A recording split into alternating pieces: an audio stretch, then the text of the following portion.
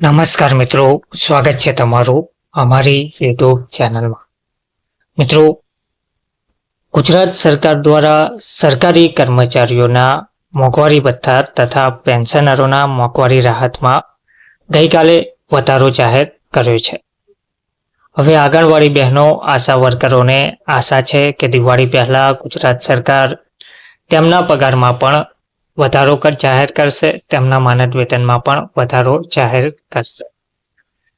આશા worker બહેનોએ total 11 મુદ્દાઓને લઈને હવે કલેક્ટરને આવેદનપત્ર પણ આપ્યું છે અને ઉગ્ર આંદોલનની ચીમકી પણ ઉચ્ચારી છે.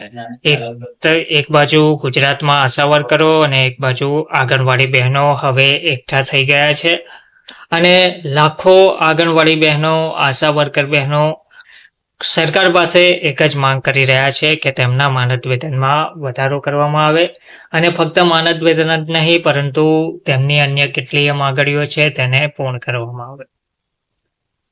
તો ગઈકાલે ગુજરાત સરકારના કર્મચારીઓને ગુજરાત સરકારે ભૂપેન્દ્રભાઈ પટેલ સાહેબ દ્વારા દિવાળીની ભેટ તરીકે મોંઘવારી ભથ્થામાં 3% વધારો જાહેર કર્યો છે અને તેમને મોંઘવારી ભથ્થું અને મોંઘવારી રાહતમાં વધારો જાહેર કરીને દિવાળીની ભેટ આપી છે. હવે આંગણવાડી બહેનો, આશા વર્કર બહેનોને પણ આશા છે કે તેમના પગારમાં, તેમના માનદ વેતનમાં પણ વધારો જાહેર કરે. ઘણા લાંબા સમયથી આશા વર્કર બહેનો, આંગણવાડી બહેનો માંગ કરી રહ્યા છે, આંદોલનો કરી રહ્યા છે, કેટલી વાર પત્રો પણ લખવામાં આવ્યા છે, પરંતુ હજુ સુધી નિરાકરણ ના આવતા હવે તે લોકો આંદોલનના માર્ગે જોવા મળ્યા છે. તો રાજ્યમાં આંગણવાડી બહેનો અને આશા વર્કર બહેનોએ સરકાર સામે હવે બાયો ચડાવી છે.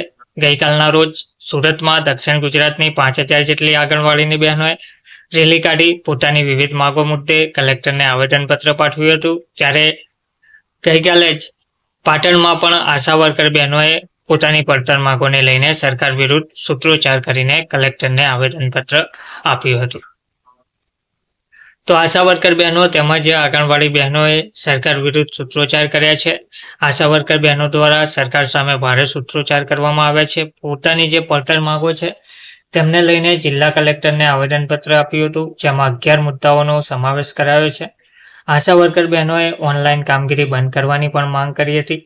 જો આ માંગ નહીં સ્વીકારાય તો ઉગ્ર આંદોલનની પણ તેમણે ચીમકી ઉચ્ચારી હતી. તેમણે એવું પણ કહ્યું હતું કે રાજ્યના તમામ ધારાસભ્યો પાસે ઓનલાઈન કામ કરાવો. જો તેઓ સફળ થાય તો આશા વર્કર બહેનોને ઓનલાઈન કામગીરી સોંપો. માંગ નહીં સ્વીકારાય તો આંગણવાડી બહેનો અને આશા વર્કરોએ ઉગ્ર આંદોલનની ચીમકી પણ આપી છે. આશા વર્કર બહેનોએ ઓનલાઈન કામગીરી સ્થગિત કરવાની માંગ કરી હતી અને આંગણવાડી બહેનોએ પણ ઓનલાઈન કામગીરી સ્થગિત કરવાની માંગ કરી હતી. આ ઉપરાંત સમાન કામ સમાન વેતનનો કાયદો લાગુ કરવા, ઇન્સેન્ટિવ પ્રથા રદ કરવા, કાયમી કર્મચારી બનાવવા સહિતના 11 મુદ્દાઓને લઈને તેમણે જિલ્લા કલેક્ટરને આવેદનપત્ર પાઠવ્યું હતું.